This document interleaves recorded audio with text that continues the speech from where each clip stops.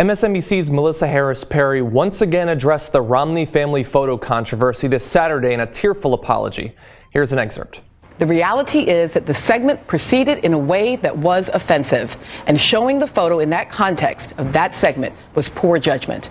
So without reservation or qualification, I apologize to the Romney family.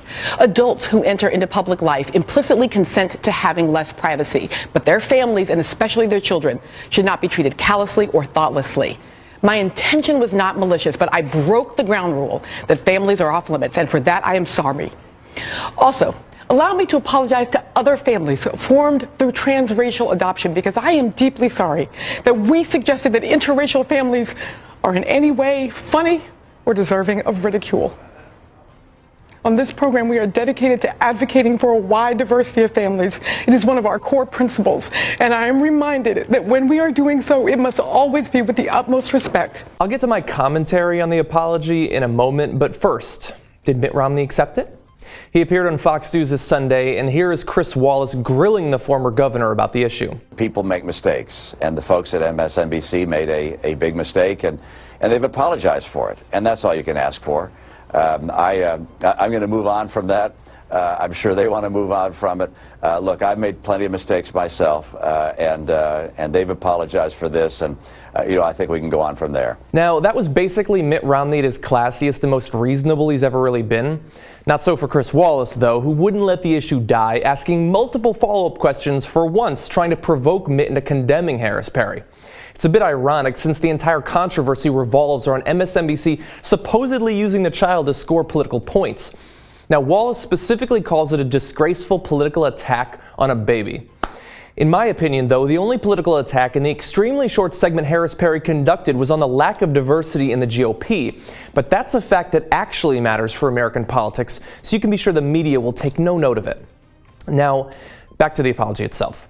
It was quite clearly genuine and without reservation. Now, Harris Perry seemed extremely regretful about having brought the photo up for discussion, and I completely buy that she sought to highlight the adoption in a positive way, not to attack the baby.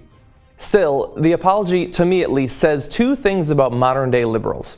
One, unlike many prominent conservatives, they actually are filled with compassion and empathy, and it goes far beyond their own racial and socioeconomic group. Melissa was clearly distraught over having brought any potential pain to the Romney family or to other families who have had transracial adoptions. Now, that's the good side. Unfortunately, coming in the wake of the firings of both Alec Baldwin and Martin Bashir, I'm worried that liberals are simply too ready to apologize, to back down and to keep quiet, either because they fear confrontation or perhaps rightly fear for their jobs. Now, on the other hand, when Phil Robertson condemns millions of Americans to burn in the pits of hell for all eternity, conservatives rally around him. When Megyn Kelly tells young black children to get over it, Santa's white, that's just the way it is, Fox defends her. There's no learning moment on the right when they go on the attack. But if you poke fun for a moment into the life of an immensely wealthy and privileged family, well, in that case, two apologies might not even be enough to keep Melissa employed over at MSNBC. She showed great heart in delivering that apology, and Mitt Romney displayed uncharacteristic maturity in accepting it so graciously. But for conservatives in the media today, there's clearly blood in the water. And whether the end result is more fired hosts or simply the stifling of genuinely valuable speech, liberals' inability to stand strong and defend their own leaves American political media weaker in a very real way.